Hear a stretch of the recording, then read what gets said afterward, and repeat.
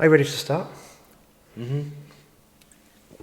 Maybe if we do this, we'll get some sponsorship. Yeah.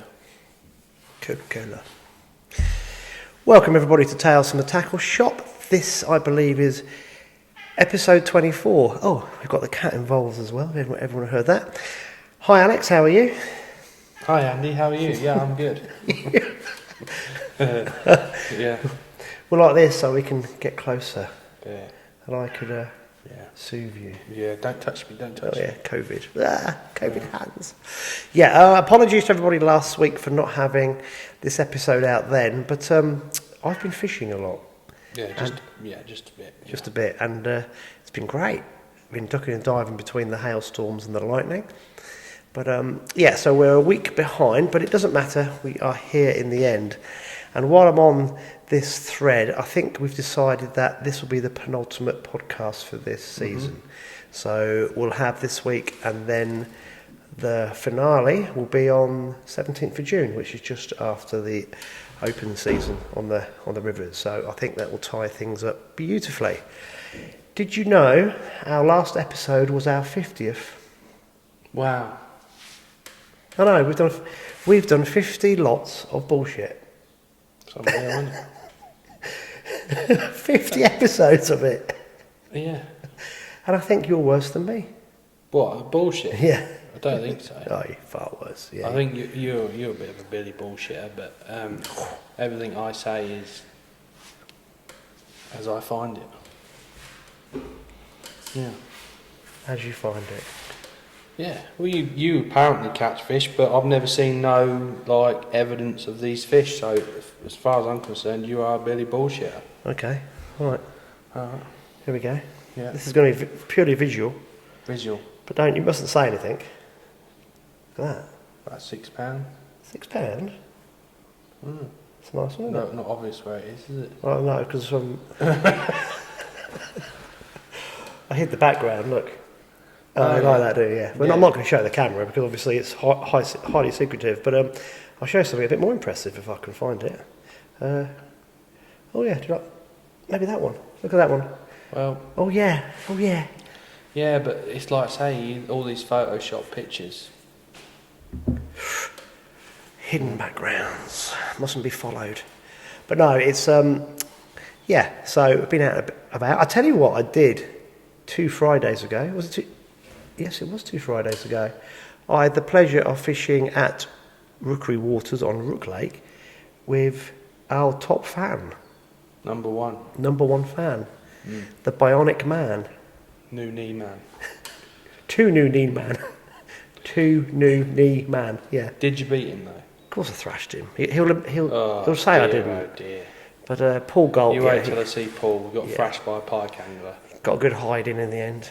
No, we had a lovely day, and we sat on 2 swims that were quite close together so we could keep chatting, and we were reminiscing about the old days when I was a kid and he wasn't that much older, and all the old anglers that we knew, who sadly a lot of them aren't with us anymore. And I had a lovely day. So it was the silverfish fishing on Rook. Just gonna let the cat out. I'm glad you're going to, because I'm about to launch him. So so I'm now on my own, and I'm blown if I'm going to keep editing this. So we're going to keep talking while Alex is on cat duty. I could say you're on pussy patrol.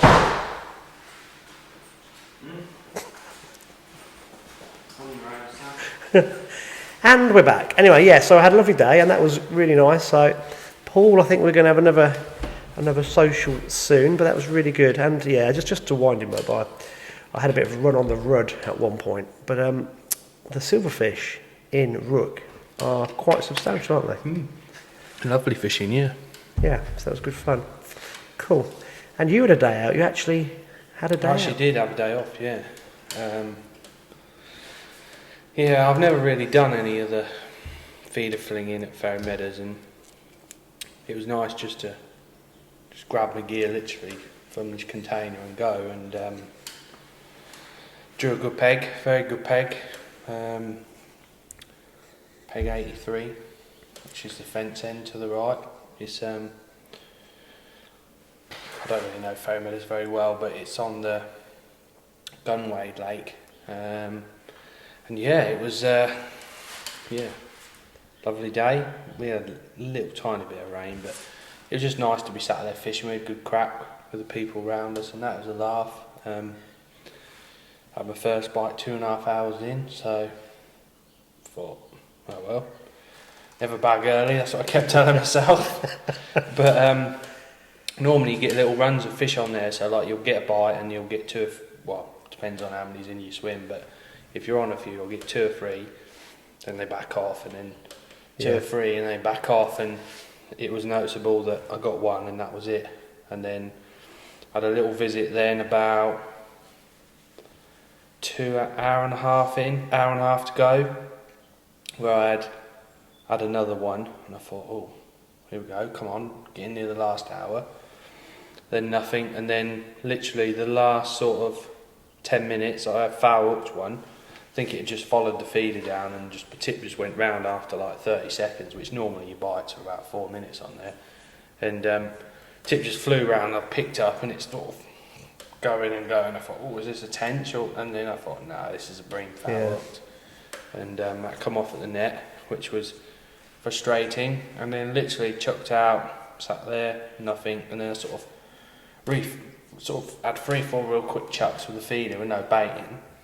Went out again, and literally on the whistle, 2 minutes before, tip just went, dropped back. Another bream, about £6.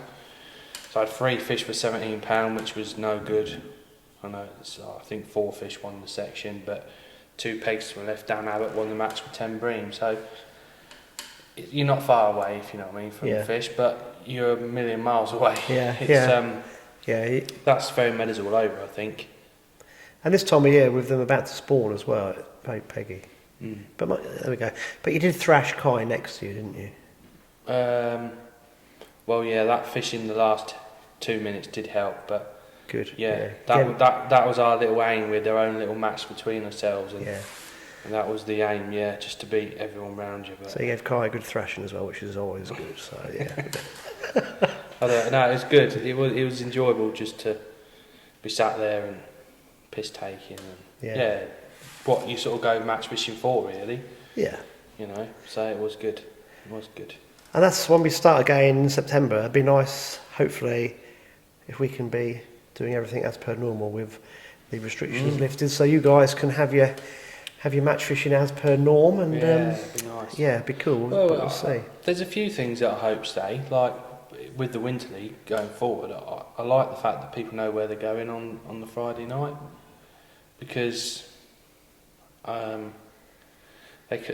personal point of view, when you're on split venues, you know what gear, if you're going to a certain bit, you know what gear to prepare, and rather than wasting your time preparing gear for a venue you're not even going to be on. And also taking it all, you don't need it all then, you can just narrow it down. Yeah, there's that. It's, you know, I still think obviously the section draw in the morning, definitely, peg draw, sorry, but knowing your sections I think is, it's good, because you can go to your tackle shop and get the right bait with what you need, and rather than taking loads of ground bait for the 20 foot and not draw the 20 foot, it's a bit of a ball ache. Plus, I don't know, it's just nice to know, really. You sort of can, in your head, in your mind, you can sort of visualise where you're going and how that section fished last time or the week before, and I don't know, I just liked it. I just like that idea, really. Well, hopefully they incorporate it from now on. They might not. The only reason why they might not do that is obviously if the captains can't commit to a Friday evening or whatever, which is fair enough, or I don't know, really. I suppose people could say, oh, well, if people know what sections they're in, blah blah blah, but they don't know what peg they're in, so how can they? Doesn't change anything from that perspective, does it? No, but I mean, like, if you on one particular section of one drain, one of the team has to fish worm, rather than everyone sort of clubbing together and having a load of worms for one person to use. It means that one person can get prepared, and if obviously the rest of the team can. Because I think you said to me last year that was it the finals, that someone has to have worms in one section, but you don't know who's going to draw it, and then someone has to have a different type of bait on a different section. Yeah, like the 20 foot, when that fishes, you need sort of double the amount of bait that you need on the other venue. So from that perspective alone, it's just common sense, isn't it? Yeah, definitely. No, it does make sense. There's a lot of good things that have come out of this, which is, and people have worked really hard to make things work, which is good. Cool. Okay. Right. We've got the match results, obviously, from all the myriad of matches that you've had on the fishery over the last few weeks. And I'll tell you, before we go into those, it's just been, I know talking to you, the amount of match anglers that you've had here is amazing. Yeah, the standard's unbelievable as well. You know, it does put some people off, but just on Saturday, for example, you know, we had Steve Hemingway, Darren, you know, for natural venue anglers, perhaps fishing on commercial, because obviously they can't do the natural venues at the minute. Great to see those anglers, you know, and the lads that come every week, you know, competing in other festivals and doing really well. And yeah, it's good. It is really good. Well, I think you've got the balance right here at Rookery at the minute with how much it costs to enter the payouts and how you do the payouts depending on the numbers. I know it's normally a continental payout, isn't it? It is if we use two lakes. Yeah, I mean, we pay sections as well, obviously numbers depending, but like this week there was 3 lakes being used, and this Saturday we can only use 2, so we're probably going to have to turn people away this Saturday, but we have got a match on Bank Holiday Monday, so that'll got a bit more room there for a Monday, whereas weekends we just get fully booked, and Sundays, the reason we don't have opens on Sundays because of club matches. Yeah. So, well, I think you do it really well. So what? Obviously, this. I don't know if I'm not going to answer the question that I'm going to ask you, so I'm not going to say what I was about to say. Do you think there's been a massive upturn in match fishing on commercials in the last 2 or 3 years, or do you think it's just been a steady rise? I don't think there is a slight increase on commercials. There's definitely an increase in match fishing in general, but I do think there's more anglers switching to natural venues. Like the natural venue competitions are selling out just as quick as anything. Right. Yeah. I know last year, obviously, everything was tried to sort of condense it into the time and that we were allowed to do it in. So that sort of made it tighter. But this year, doesn't seem that it's going to, touch wood, have an effect on anything for that. So that's sort of sold. There's, you know, you get a festival on the Trent, or there's so many big matches on there. But commercial-wise, this time of year, which we missed out on last year because obviously the lockdown and matches weren't allowed for was it till the end of May? Well, it definitely weren't this weekend, so it would have been, was it 12th of June or something like that? It took a while for the Angling Trust to get that rolling, didn't it? Yeah, I think that was the next phase, wasn't it? Yeah. It was, because obviously this time last year we were allowed to fish, but it was pleasure fishing only. Yeah. And the weather was unbelievable, completely different to what it is now. Yeah. So we missed out on that last year, the obviously match side of things through lockdown. But there's lots of new faces all the time, but that's been like that the last 2 or 3 years. But so it's not COVID related necessarily. It's just been an upturn in. There's a few. There's a lot more. I think a lot of those anglers that have come into match fishing have probably gone into like the club scene. There's a few in the open scene perhaps that haven't fished that recently, but ones that have had a big layoff have come into it. A lot of them have gone into local clubs, and you know, you only have to look at the clubs that come here.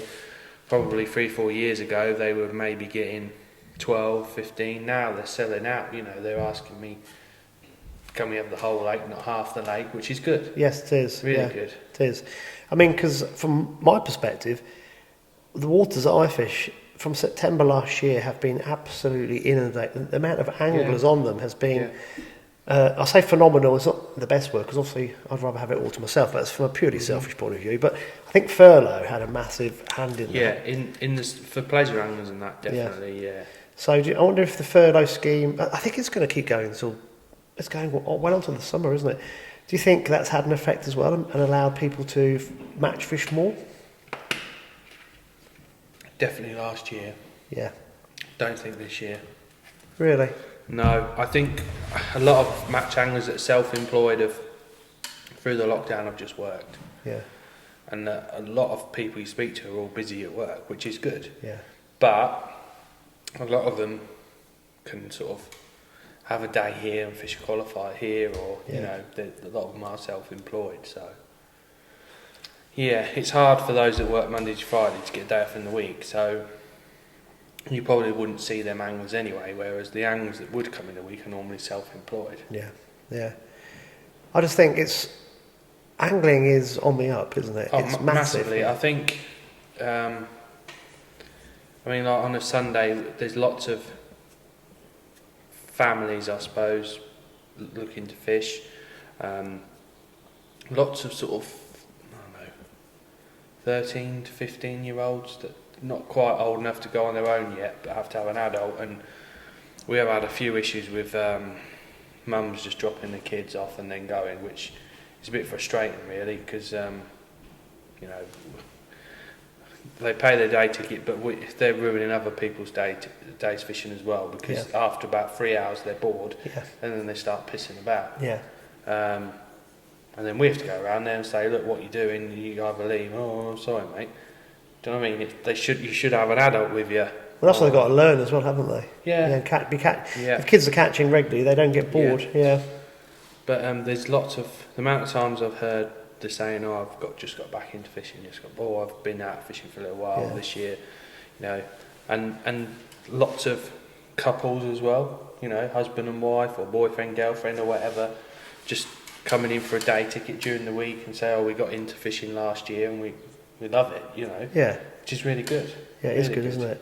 I think that's something that we, through this forum and also in other things that we're involved with, when we get back into it in September onwards, is we need to really push the women in angling when we had the two ladies on last episode. And also, I think angling clubs really do push the junior section really, really well. But I think there's a lot more, obviously, opportunities for clubs now with obviously the grants and bits and bobs that is it Environment Agency or Angling Trust are giving, which is good for the clubs to buy some gear to do it. And the other thing is as well, just the general anglers. I had a lovely customer.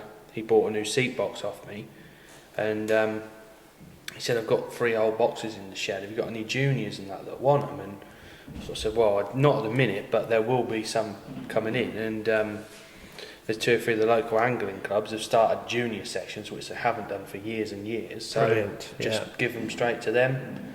You know, even if they're getting a bit of grant money, they can spend that money on more hooks and terminal tackle, which is going to be needed. So I think because what we wanted to do when one of our ideas when we first started the podcast off 2 years ago was we wanted to get some junior anglers on, didn't we?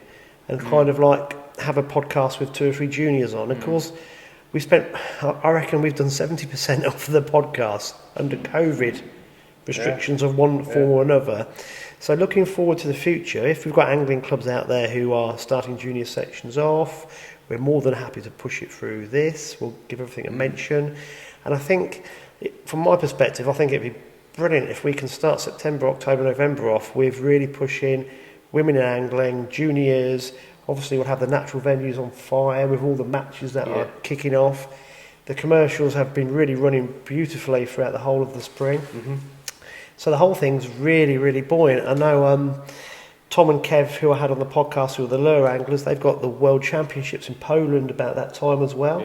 So the whole thing's, the ball's really rolling with angling, isn't it? So it doesn't really matter what discipline you're interested in. There's an awful lot going on. I just think when I was a kid, angling was perhaps the biggest pastime in the country at one point, and it's kind of dropped right down. But it really is picking up, and the momentum behind it is fantastic. So if we've got guys out there who've got any ideas, just get in touch with us in our podcast close season. We'll have a think about things, and we'll try and come up with a strategy, a way we can do this. And Alex, you're always doing things in the tackle shop to help people out. So, I mean, going back to gear and angling clubs having a supply of gear, they don't really need to. I have never seen gear so cheap than some of the stuff that you are now supplying, that the kits, for example. If you wanted just to go method feeder fishing, I mean, that kit we gave away, it was basically 50 quid, wasn't it? For a rod that was all right, a reel loaded with line, your bits and bobs. For 100 quid, you've got everything sorted. Easy. So I know people might go, oh, that's a lot of money, but in modern day, I don't think it is. If you were playing golf, that'd be how much you pay for one club. And I just think angling has become very accessible for anybody now. As long as you obviously got the correct licences, you know where you're going. Yeah. But the kit and the other thing is the knowledge you can gain from just watching YouTube. Oh yeah, It's incredible. yeah. But that's a very good thing. But it can be a bad thing as well, you know, because they see it on YouTube, I think they can come and do it anywhere. But it ain't quite like that, you know. I've met a few like that. Yeah. YouTube experts. But generally, though, if you want to learn something, you can. It hasn't got to be angling related. It's technology related. Just go on YouTube. Somebody's done a video on what you need to learn, and a lot of these things are very good and they're very well explained. So I mean, there's loads of angling videos out there. So if anyone's listening to us rattle on and new to the sport, YouTube every time. But YouTube. yeah, but there is a health warning with it, isn't there? Don't get too obsessed with it. You've got to actually then take that knowledge with you onto the bank and actually play with it and see how well you can get on. And as anglers as well, I think you know, if you see on the bank someone doing it not quite right, I think 70-80% of people would probably go, look mate, come here, I'll show you how to do that, or just put them right, wouldn't they? Because, you know, we were all kids once and we all got to learn, so I'm sure. But there is a few that just, you know, we have it here where people on their way home tell us that someone's breaking the rules in some way. When they go home, you know, it's no good telling us when they go home, you know, tell us before and we can sort it out. And those sort of people are the ones that just sit there, and if someone's breaking the rules, you know, not telling them or showing them what to do, or It's not difficult. Just go up to someone and say, "Did you realise?" Because most people perhaps don't even realise, and then they'll be very embarrassed and will actually then listen and then put it right. Yeah, no, it's you're right. I think I'm very excited about angling for the next few years. I think there's an awful lot going on, and the tackle companies seem to be picking it up and running with it as well. I mean, the amount of kit that you have delivered here and new stuff coming out is phenomenal. But it should be so much more gear. That's the problem. Well, that's it's. Do you want to explain what the problem is, or try to? Well, I think Angling Times did a bit, as you know, bit about how there's a massive gear shortage, but fishing is one of the things that will get hit quite hard, is because it's had a massive boom, and obviously COVID. So in all industries, there's an effect with it. Brexit has probably affected the price for certain manufacturers that are based in Europe. So products are gone up because of that, because of the tax they have to pay on everything. But the biggest thing is just getting hold of the stock. Yeah. So containers have gone up from, I think it's like 1,500 quid to like 10 grand to ship a container from China. That's how much they've gone up. There's a shortage of containers because of obviously the backlog of all the boats sat out in the oceans. So what tends to be happen is, like March time, we had tons of gear turn up, and then all of a sudden there's like a big 3-month delay for your next lot. You know, big items like seat boxes, poles that come from China, any of those sort of things, bed chairs, all those sort of items that take up container space have probably gone up 10%. Right. Which probably as you know, as a customer, you've probably not really noticed that, but in the next sort of 3 or 4 months, you'll see the prices go up quite a bit, quite quickly. And then the other thing is, these factories that are producing the fishing tackle, you know, some of the manufacturers dealt with them for years, and they just cannot keep up with the demand. You know, they've obviously got the COVID restrictions in place, which slows things down anyway. But they just physically can't take any more orders. The factory's working to capacity. Yeah, You know, the build plans that they've got, they make 50 of these one week and then 50 of something else next week, 1,000 of them, do this, do that, and just can't keep up with the demand. I think a good example was we were looking at those diver predator rods. Yeah.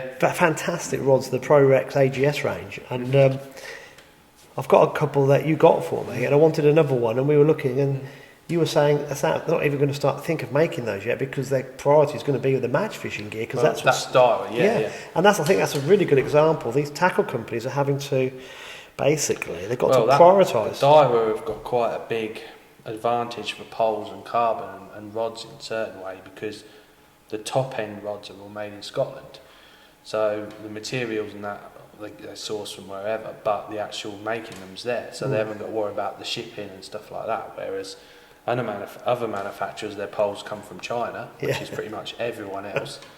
Are just have a massive delay on poles. Yeah. So there's going to be delays on spares. You can imagine, can't you? You know, so that's going to be another issue. You know, spares are going to run down, and then when they're not got them in stock, it's like, oh, when's the next due date? Oh, it's going to be August. Well, I'm fishing next week. So I think Will's going to be busy with his pole repairs, put it out. Well, I think we're going to take at least a year to catch up, aren't we? Definitely at least a year. I mean, when I was trying to get some electronics for lure fishing and predator fishing, it just took months to get the stuff because it was the components where I was buying stuff that had to be shipped in from America, but the components are made in Mexico. So it doesn't matter which part of the world we're talking about, whether it's China or America.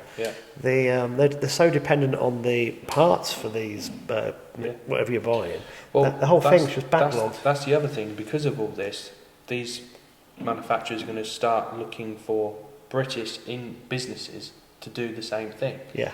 So, you know, anyone that can change. This is where Italy and places like that there's loads of little. Is it cottage industry? Cottage industries, yeah. Loads and loads. So one of them makes all embroidered and stuff, and like they'll make all luggage and little things like that. Which that is probably what Britain wants to be like in a few years. You know what I mean? Because you think what cost it's saving. So I mean, China was great because it was the cheap labour for not for perhaps the labour force over there, but for customers around the world. Yeah.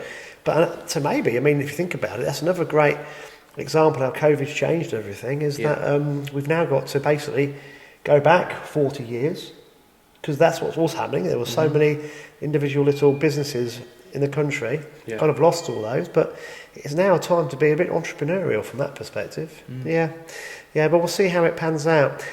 I'll tell you what, buddy, we're rambling on, but I don't know if people find this interesting. I think it's important that they understand why there's such a problem with bits and pieces. I mean, it's frustrating because people go, oh, have you not got so-and-so and so-and-so? And you go, no, mate, Guru haven't got them. And they look at you as if you're lying to them, like you haven't ordered it. I'll show you my back orders. Look, it's just pages and pages of back orders. I cannot physically get them. And they're like, oh, well, I'll get one from somewhere else. All right then, mate, you do that. They come in. Oh, have them things come in yet? No, I told you they'll be 26th of June. Oh, okay, let me know when they're coming in. And they've tried everywhere. Nowhere's got them. Oh, so, I mean, it is frustrating because it makes me look like a dickhead. Do you know what I mean? I hate it when people come in the shop and go, have you got this? No, mate, Dyer haven't got any. You know, and they go online and then they go, oh, so-and-so's got them in. And then when they actually click on it, they haven't got them in. Yes, yeah. They quite happily take your money and then go, oh, well, it's due in on the 26th of June.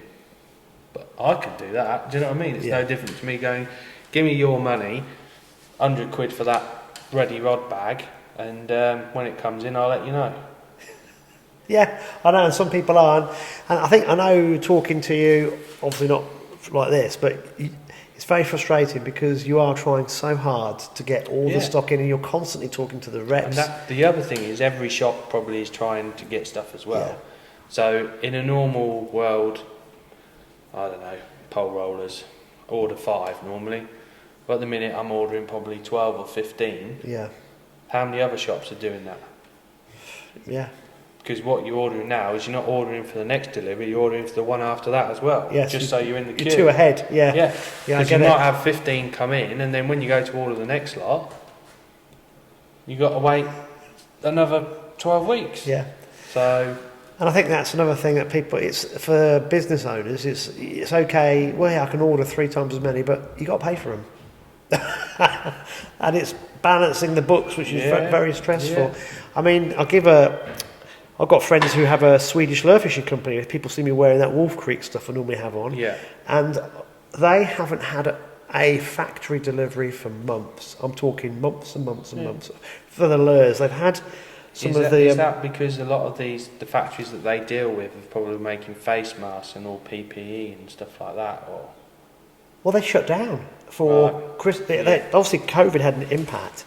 The factories had to reduce, in fact, close and shut and then start up again. Mm-hmm. And then with the Chinese New Year, I didn't know about this. I think I told you this. They have a lot of Koreans come over for that month, and of course they weren't allowed to come to the country. Right.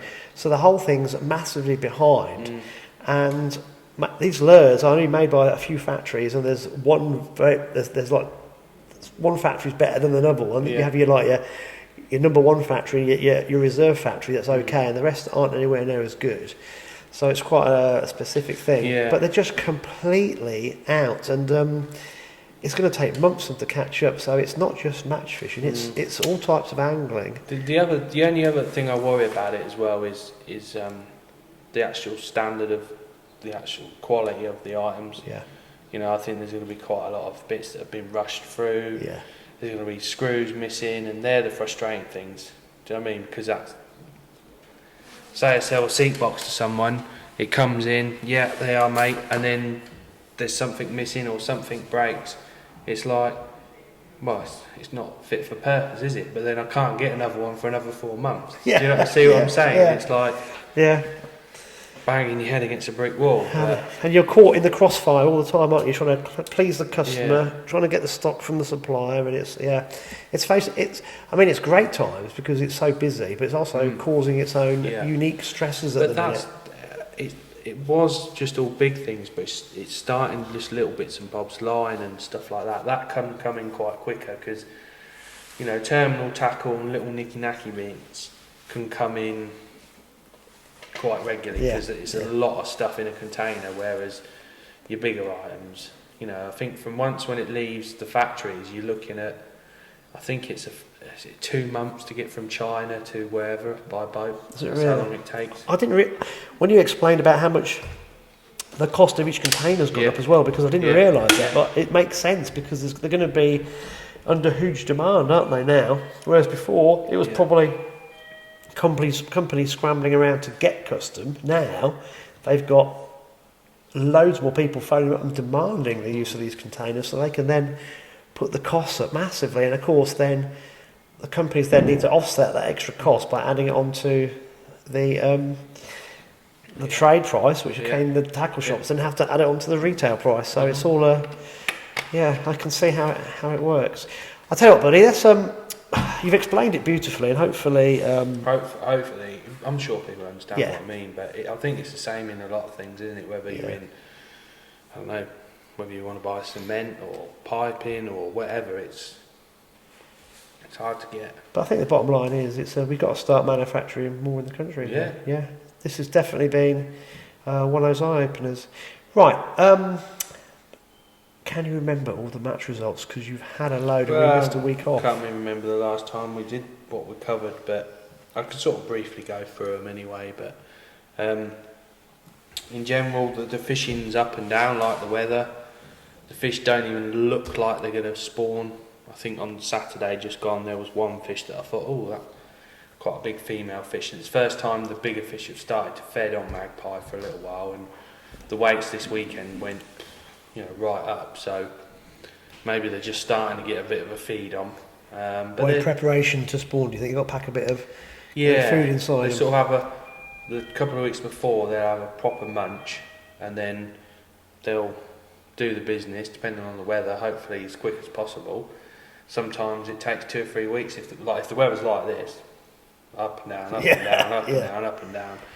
It's not ideal, but the temperature of the water's slowly creeping up. It's probably about 12 degrees now, I thought. And not quite warm enough yet, but some fish have spawned. You know, your predators have all spawned. We say that. I had a pike last week full of eggs still. Oh right. Yeah. Oh. But I think you're right. Everything's like just been it's drawn one of out. them. I mean, you're looking at outside and you know, the today? grass. The grass has grown. We've had to cut the grass 3 times in the last week when you can get out when it's not raining, but then it just grows massively, you know, all the blossom on the trees, and it is frightening to think, you know, you look at the lilies on Magpie, normally they're proper out and they're starting to flower. You can only see about 25 lilies, normally there's thousands of lilies there. So that's how far behind we are. Yeah. And that same with the fishing. The fishing has been good though. Apart from this week where there's been sort of 3 200-pound weights on Magpie, the weights haven't been silly. They've been more manageable weights, but the weights are very close. You know, and there's lots of anglers on the lake. It's not like everyone's got loads of room, and that's when you start getting the real big weights when there's space. But it's been, you know, I've been happy. I mean, a few bits. Oh, it's not fishing very well, but for example, this Thursday, Mike Govia won a match with £111, 110 was second, 109 was third, 103 was fourth. You know, in fifth place was £98. Well, so on a commercial. On a commercial, that's amazing. 1 fish, 2 fish, isn't it? Yeah. And you've got a chance of winning it, and that's how we want it. You know, you don't want it where maybe this weekend was a bit of that. 3 people caught over £200 and there was £150 and a couple of other hundreds. The rest caught 80 and 90. So it doesn't look as fair, does it? But they've all had a brilliant day's fishing. Yeah. But when it's more consistent, you know, like with Raven, the best weight's been 165. Chris Barley had a weight, and the next best weight was like 150, 140. But when you get one good weight, the other weights follow it as well. So if £90 wins it, everyone catches between 70, 80. Do you know what I mean? Yeah. So it's that's what we want as a fishery, really. You know, that's how we want to see it. But so this week, Ross Harold won. He was on Magpie, £258. I think he had 60 fish for that. So he had a few of the small F1s and a few of the proper carp. So it's averaging just over £4 a fish. Isn't it? Yeah. That's, you know, that's pretty good going. And then second on that lake was Billy Marlowe. He's had 225, but he's probably had 75 fish. But the smaller stamp down that end of the lake, they're more like 2 to 3 pound stamp. And then I think Tony was third on Magpie with 205, and he's had a lot of fish, lots of small F1s. Seems like the F1s are all hugging the features, you know, out of the wind a little bit. Normally they'll be in the wind and feeding shallow and that, but they seem to be tucked away still, you know, right in the edges still. It's very weird. Do you think the bigger carp are dominating them a bit and pushing them out? I don't know. I think obviously with Magpie and Jay, the F1s are new, especially in Magpie. It's not been stocked for 15 years or whatever it is. He's never had a fish put in it or taken out. Do you know what I mean? Pike. Until this year, obviously When I put the pike in, we've moved a few fish about, and of course, it's same old, innit? Typical anglers. Oh, you took all the fish out. How many fish did you take out? You sure you took that many out? Yes, yeah. Well, what did you put in? £1,000, you know. And this week it's a bit like, told you. do you know what I mean? Told you it's so. like, you don't say anything now, do you? It's a bit like that, but you know what anglers are like. Yes, yeah. So that was sort of more pleasing than anything. And then Crow was one with £134. Caught short on meat. Did he meat or maggots? He fish, I don't know. One of the two. They're the baits at the minute anyway. Meats and maggots, protein baits. It's not warm enough for worms and casters, but once they finish spawning, that temperature comes up. There's me in the baits. You wanna like 4 in the morning, like a zombie. Really? Have I just turned 10 gallon of casters there? I didn't even remember doing that. I was still asleep. It won't be long. And then, so yeah, it doesn't take a lot. Let's go back a step. This is really interesting what you just said. Yeah. That you've noticed that, and do the match anglers obviously switch onto this straight away. In that, like 2 or 3 weeks before they're probably going to spawn, these fish are really switched onto baits that have more nutrients in them. Yeah, I think that's in general in all commercials. It's just, in the winter they like soft baits. Sweet corn. I don't know. Sweet corn's a weird bait. I think some venues it's a killer bait, and other venues it just don't really do a lot. But because everyone feeds it, that's sort of it's there. Do you know what I mean? Yeah. I mean, everything goes in cycles. And What about cornhead? Cornhead, he does well, probably because no one else fishes on it. But the supermarket baits are, I don't know, they work, but I don't know, cat meat and meat, when they go, you can get a really big weight. On this venue, used to fish cross drove, and corn and micros was brilliant, and you could do it on beastie as well. You could feed loads of tins of corn. I think it just depends on the strain of the fish, it really does. Some fish like other things than others, and when I first started here it was all meat fishing because there was a limit. It was like you had to use 2 tins of meat, no more, and this and all that. And of course we relaxed that rule and said, just be sensible, we'll monitor it. And the first year it was all meat, and it was like, should we have done that? Do you know what I mean? Yeah. Then next year it was all something different. And then the next year, like last year, was all maggots. And this year might be, the year before that was all casters and worms. So you just don't know. It changes. It might be a corn year. You don't know. Yeah. Maybe cornhead's on something. I don't know. But Swear's blind. He doesn't use it. No, Swear's blind. But he uses maggots, but has half a pint. And he's still got half a pint at the end. Hey, caught on, mate. Maggots? Oh, right, yeah. Yeah, righto. But yeah, it's it changes, and at the minute meat's working all over the country, so I think it's got to be because it's soft, it's high protein. They haven't got it's not going to go anywhere on the bottom. It does stay there, and I just think that's why. And even on F1 dominated venues, which you wouldn't normally associate with meat, they're absolutely loving it. So even with this bad weather, the carp are probably going to spawn the next 2 to 3 weeks. Oh, it's going to go bang. Yeah. Absolutely bang. Won't take them long because the fish where they're showing are in areas where they get ready for spawning. Yeah. They're in those sort of just ready for it. There's a few fish starting to feed shallow now, not many, but May is shallow month where they just like competing. The weather's right. And then June and July is sort of nice and steady. You can catch a bit on anything. And then normally it's casters and worms. Well, last May we did that shallow caster. Yeah. I'm doing that because you were slapping the water with your rig. You went slap in, and we put the GoPro down, didn't we? Dropping the casters in, and it was incredible watching you fish like that. And you were just like 10 seconds fish, 10 seconds. They were queuing up, weren't they? Yeah, they're not in that mood yet. No. But that's post-spawn. Yeah. Well, I mean, they did spawn fair. I mean, people said, they spawned in lockdown last year and all this and all that, but the weather was completely different. Last year, I don't know if it was a good spawning year for them because there was not enough food going in for them. I really don't think. I think, they spawned late last year because they spawned when the anglers were here. So it's correlation there, isn't there? Anglers here, more food going in.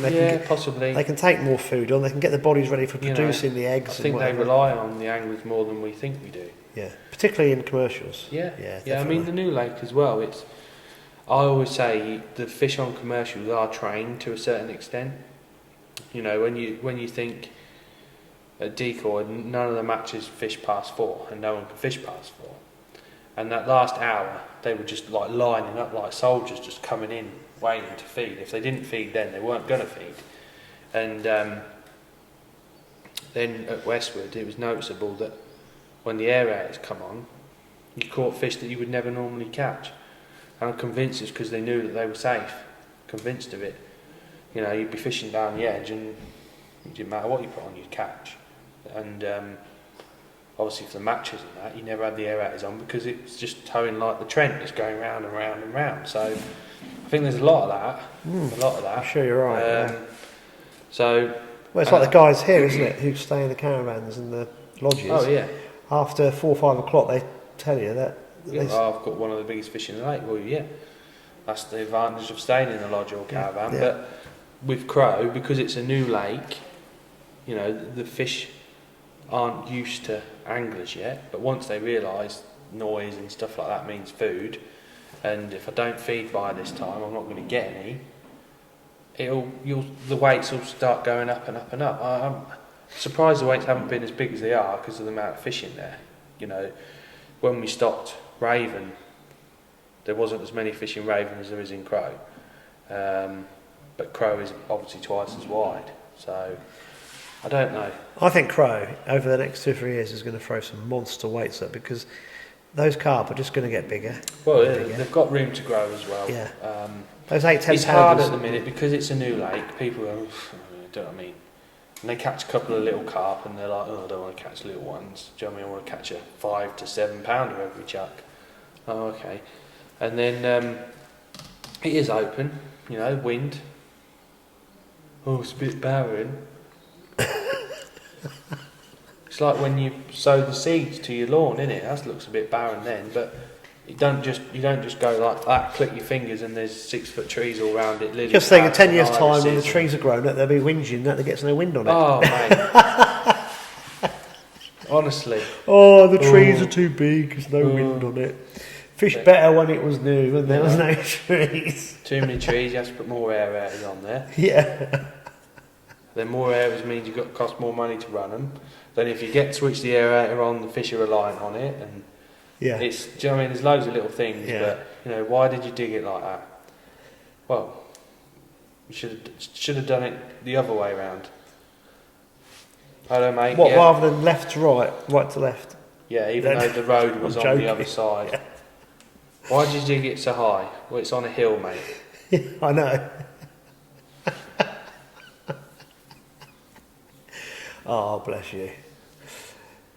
Yeah, it's frustrating. I could go all day and day and day and day and day, but yeah, never mind.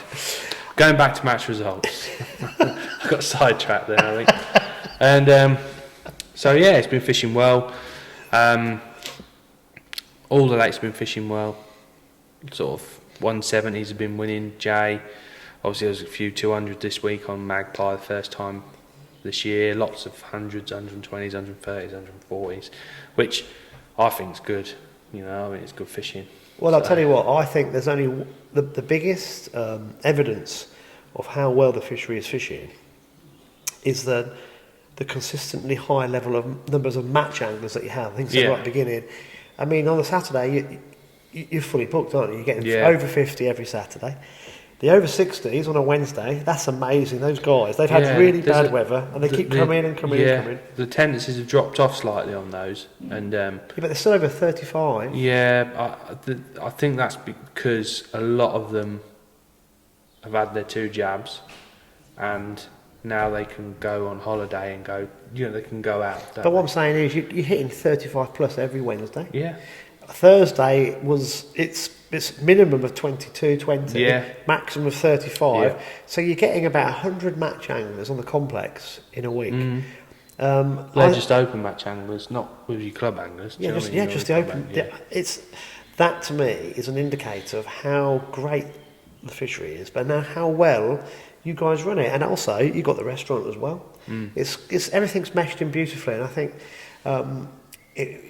all of you here are running it beautifully, and that alone to me is the biggest evidence when you've got all these guys who keep coming every week and they thoroughly enjoy it. I've spoken to 1 or 2 of them the odd time I've been here doing this, and they absolutely love it, and I think that's to your credit. So I know there's you get a lot of people whinging, but there's a load more people out there that really appreciate all the hard work that goes into it. This is a prime example. One bloke wouldn't fish one of the lakes, and you're like, why don't you want to fish it? This and all that. Anyway, he fished it. Oh, that's brilliant, that lake. That's brilliant. That's my favourite lake now. And you think... People. Yeah. You can't please everyone, but we try and please everyone. Yeah. You can't please everybody all the time, but what you are doing here, you're pleasing most people most of the time, which is all you can do. Yeah, it's just really good. Cool. I'll tell you what, buddy, we're going to wrap it up. Just to remind everybody then, so 2 weeks' time will be the last one for this season. I just would, on a personal note, would like to thank, we've had so many people view on YouTube and listen to the podcast via the audio. I'm going to be a bit sad next week and I'll work out the stats. But I know the Podbean, which is just the audio, we hit over 20,000 downloads for the whole 2 years we've been running. YouTube has smashed that just this year double. It's amazing. So from our perspective, just like to thank everybody for actually spending their time listening to us. Hope we've been a little bit entertaining and adding a bit of knowledge and a bit of information. It's hard when because obviously I've not done a lot of fishing as well. It's been when we first did it, we could go through the rigs and it's quite relevant our venues of fishing and stuff like that. But when we're just talking tackle shop bollocks, it is what it is, isn't it? And people enjoy it, they enjoy it. If they don't, they don't. It's it's one of them things, isn't it? Yeah, well, because I tried a different concept with the cameras today, because also the editing takes me too long with the way I set it up. So I think we'll have a new format for September, which will probably look a bit different and be a bit funkier.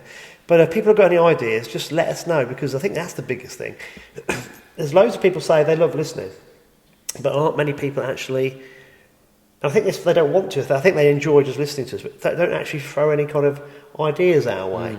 But that's the one thing I'd like. I'd like people just to say, why don't you do this? Why don't you do this? Why don't you do this? Try this. So if you've got any ideas, just let us know, because we're up for trying different things. And most people tell me just, don't talk about bite fishing. It'd be brilliant, but Well, we don't. I don't tell anybody anything. No, exactly. Just can't mate. No. It'd be like cutting my left arm off, wouldn't it? And my right one. Like no, this. It's good. It's hard to talk. This time of year as well. It's not bite fishing weather, is it? Really? So no. But we will have loads more to go in September, and obviously we've had a few guests on, but we'll get back into the momentum of getting the guests in. Definitely. And that'll be good, because that helps out no end. Right, mate. Is there anything else? Oh, do you want to mention how people need to contact you for the matches if they need to get on? Oh yeah, obviously we've got the Venom Feeder series, which I still haven't got around to doing on Facebook, which is another job on my list I've got to do. So we got that this year, which I think is I can't remember the date. It was a weekend in July. Yeah, so August, the 1st of August and the 18th of July, I think it is. They're the dates for that. So I will get around to doing it as soon as I can, along with a load of other things. So there's obviously that, and the open matches. Same number for the tackle shop, 07 824 878 492. So that's it really, mate. Cool. Nothing. Browning pairs, Browning are taking care of that. Yeah, that all. I mean, a few people have contacted me saying, "Can I book on?" It's. I don't do the booking. It's all through Score Fishing. So just click on the link and that take you through. You pay £100 and you're in. So I don't know how many's left. There was only about 10 pairs left, and that'll go quick. It will. Yeah. Perfect. All right, mate. Well, thank you for your time again. Thank you everybody for listening. And this has been Tales from the Tackle Shop, a Fenland Fishing TV production. Fenland Fishing TV production.